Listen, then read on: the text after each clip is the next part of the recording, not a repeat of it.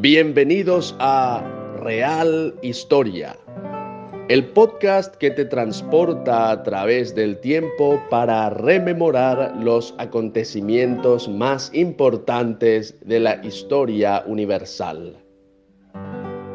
Desde Asunción del Paraguay, a través de Informate PI, Emilio Urdapilleta presenta Real Historia.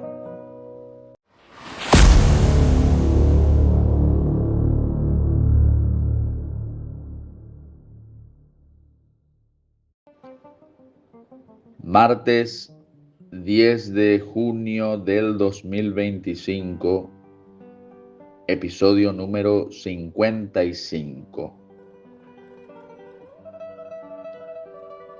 Predominantemente el pensamiento de todos los paraguayos hoy está enfocado en el partido de fútbol que la selección nacional va a enfrentar con Brasil esta noche a las 22:45 hora paraguaya. Y sin embargo, nosotros siempre estamos firmes al pie del cañón para hablar de historia del Paraguay, especialmente cuando se aproximan fechas importantes como por ejemplo la firma del Protocolo de la Paz del Chaco que acaeció el 12 de junio de 1935 y que se puso en vigor el mediodía del 14 de junio de 1935, con el que se produjo, con el que se obtuvo, con el que se consiguió el cese de las hostilidades entre Paraguay y Bolivia por la guerra del Chaco. Sin embargo, antes de este cese al fuego, que conduciría a arduas e intensas negociaciones diplomáticas que duraron 3 años más, hubo un par de batallas de viva importancia porque determinaron o porque fueron cruciales para forzar la situación y que ambos países pudieran ir a la mesa de negociaciones y bajar las armas. Semanas antes, Paraguay sufrió derrotas en las batallas de Villamontes y de Charagua. Recordemos que el último fortín de gran importancia estratégica boliviana dentro del territorio disputado en el Chaco estaba en las estribaciones andinas, cerca de ya las cordilleras de los Andes, y era conocido como Villamontes. Allí Paraguay no consiguió romper con la resistencia boliviana y en un sector un poco más alejado, cruzando el río Parapití, las tropas paraguayas capturaron en su momento la villa boliviana de Charagua, pero esa captura duró pocos días porque los hombres de Bolivia lanzaron un gran contraataque que forzó a los paraguayos a retroceder y repasar el Parapití. Y así con ese par de derrotas del ejército paraguayo, se llegó al momento final de la guerra.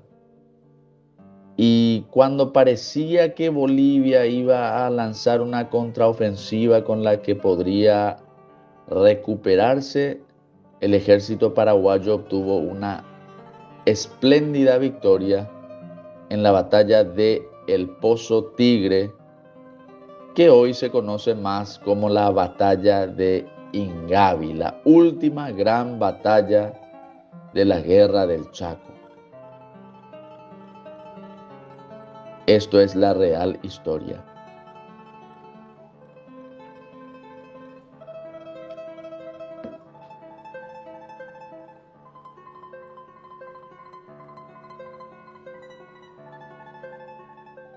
El ejército boliviano pretendía conseguir una especie de cerco en contra de los paraguayos que se andaban o que se encontraban en ese momento en posiciones avanzadas dentro del frente.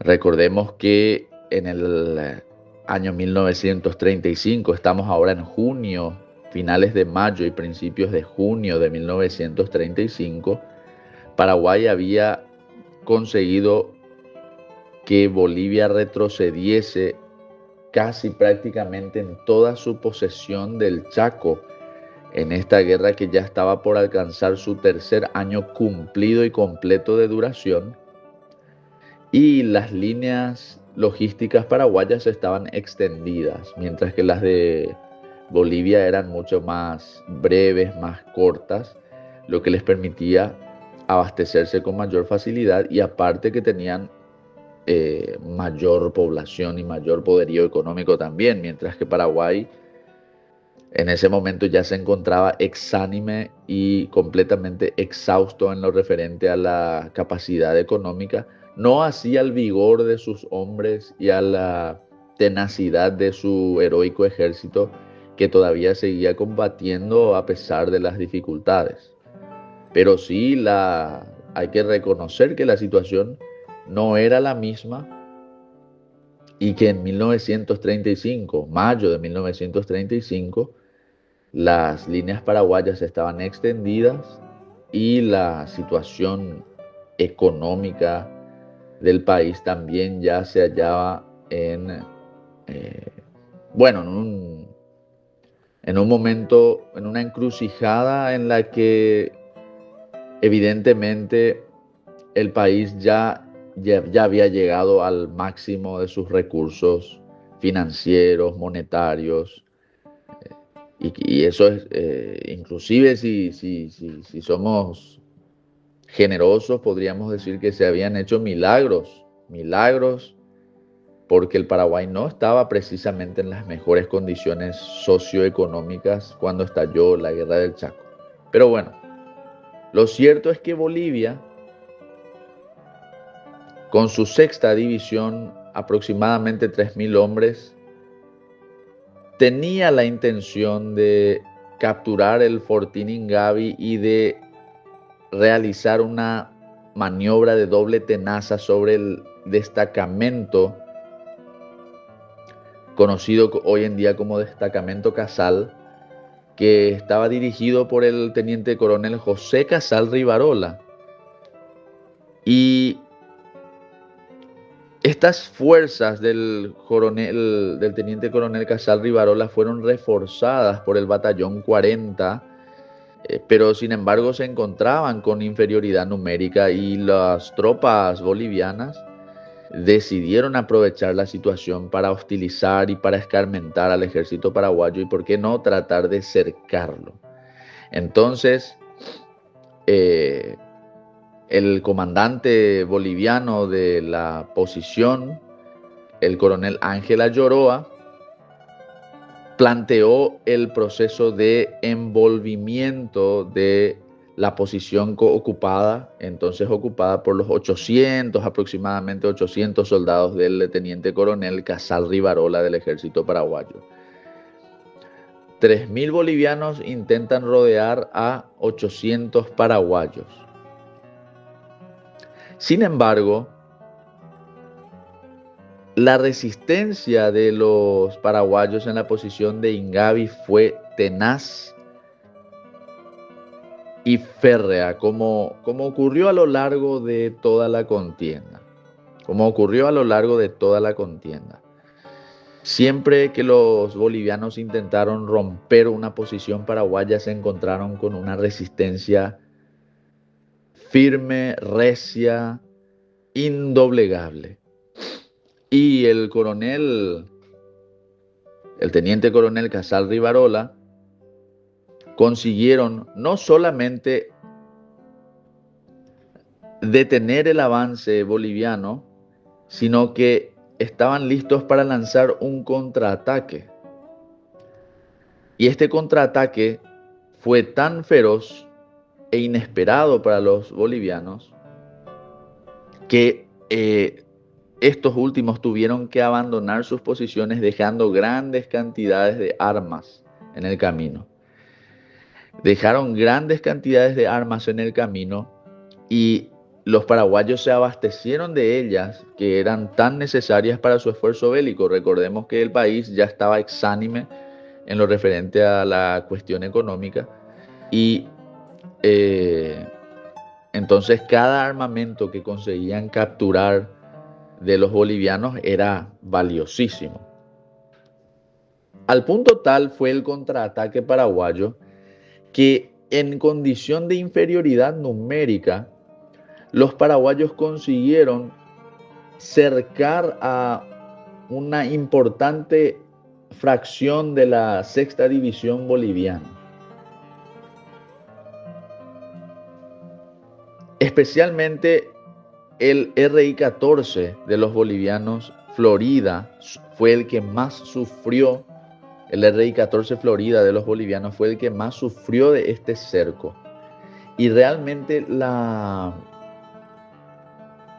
fue tan inesperado este contraataque paraguayo en inferioridad numérica que los bolivianos ni siquiera lograron organizarse para intentar rescatar a ese fragmento, a ese gran importante número de soldados bolivianos del RI-14 que quedaron embolsados por las tropas del teniente coronel Casal, que estaban en la zona de Ingavi, y los refuerzos que también recibieron Casal y sus hombres. Entonces se produce aquí como una paradoja. Los bolivianos que intentaron embolsar a los paraguayos en la zona de Pozo Tigre e Ingavi, terminaron siendo ellos los embolsados por las fuerzas paraguayas. Si bien es cierto que no fue un cerco perfecto y un atenazamiento perfecto por parte del ejército paraguayo, porque la inferioridad numérica era visible y sensible, sin embargo, se consiguió el objetivo en ese contraataque, que fue derrotar a las tropas bolivianas. Los bolivianos debieron retirarse en situación relativamente desastrosa y los paraguayos ejercieron una persecución con todas las dificultades que habían, la falta de transportes y de medios y de provisiones. Las tropas paraguayas inician una persecución y alcanzaron el camino de Ingavi y de Ravelo, el fortín Ravelo, en donde se encontraban, según muchos, las primeras posiciones petrolíferas, los primeros yacimientos petrolíferos relativamente explotados o explotables de Bolivia. Según dicen, estos soldados del teniente coronel Casal y los paraguayos que se le unieron, el destacamento Vera, por ejemplo, se le unió también para el contraataque, el batallón 40, como mencioné, se les unieron a las tropas del destacamento Casal y lograron repeler el intento de cerco de los bolivianos.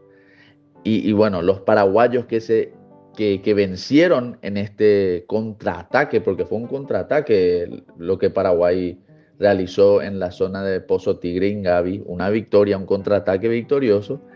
Estos paraguayos se pusieron entre 10 a 15 kilómetros del llamado Fortín Ravelo. Era un nombre que se le daba a Fortín Ravelo, en realidad era una guarnición boliviana, pero una guarnición con una posición bastante respetable, no solamente por el hecho de que fuera una guarnición, sino porque allí se encontraban, como ya mencionamos, varios de los principales, ya estaba en las inmediaciones de los principales yacimientos petrolíferos explotables de Bolivia. Eso forzó el resultado de la batalla de Pozo Tigre e Ingavi. La victoria paraguaya en Pozo Tigre e Ingavi tuvo dos consecuencias claras y visibles, y una más sutil e imprevista. La primera consecuencia más clara y visible fue que el ejército paraguayo se recuperó con sus propias fuerzas, incluso en esa situación difícil y disminuida en la que se encontraba. En junio de 1935 se recuperó de las derrotas que sufrió en Villamontes, en Charagua, y demostró que los paraguayos no tenían un ápice de afectada su moral y su entereza y su capacidad combativa a pesar de las dificultades. En segundo lugar, la inesperada victoria demostró una vez más también que Bolivia, inclusive con superioridad numérica, no tenía y nunca iba a tenerla fácil contra los paraguayos, que no solamente repelieron el ataque boliviano, sino que avanzaron hasta 10 o 15 kilómetros del Fortín Ravelo, del llamado Fortín Ravelo.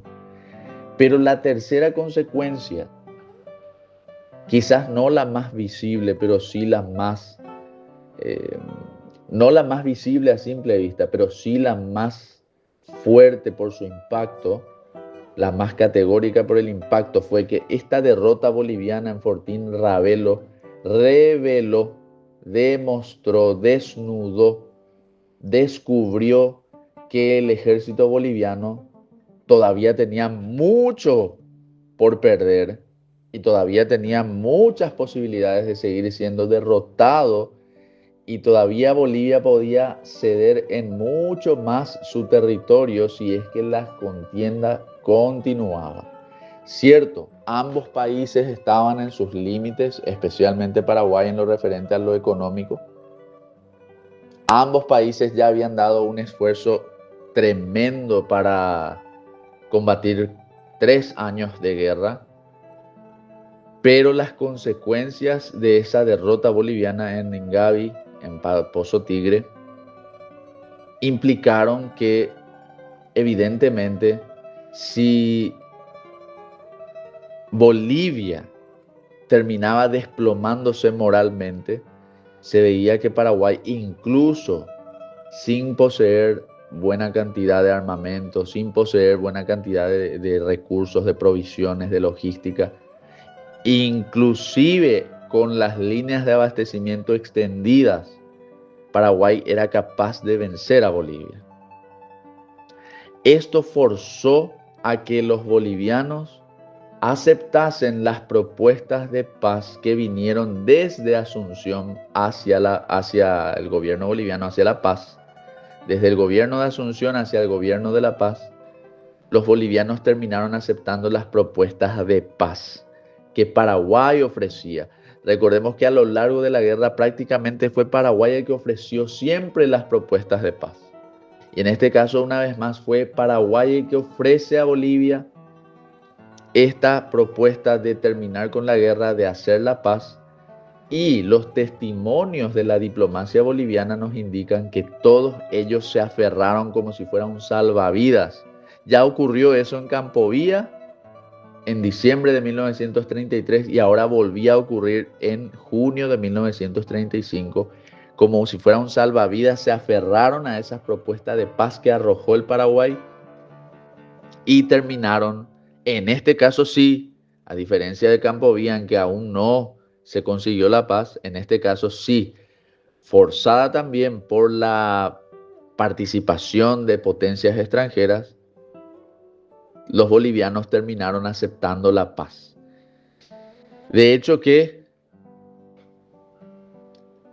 el diplomático boliviano, embajador boliviano Tomás Elío, el embajador boliviano en Buenos Aires, el 5 de junio de 1935, cuando ya estaban llegando las noticias de la derrota boliviana en Pozo Tigre e Ingavi y del avance paraguayo rumbo a Ravelo, el embajador boliviano Elío dice en una carta fechada el 5 de junio de 1935, prácticamente hemos perdido el Chaco.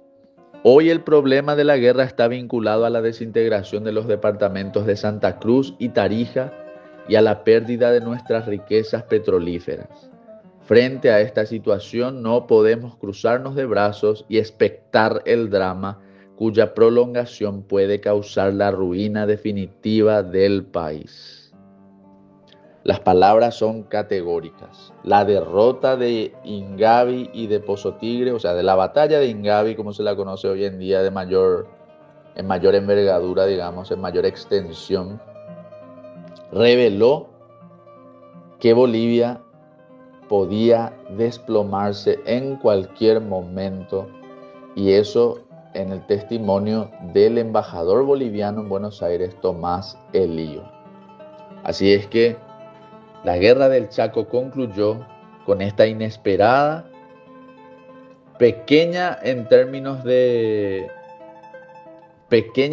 numéricos, pequeña victoria en términos numéricos del Paraguay, pero enorme victoria en términos morales y en términos de influencia política, la que obtuvieron los chacoré en la última batalla de la guerra del Chaco en Ingavi.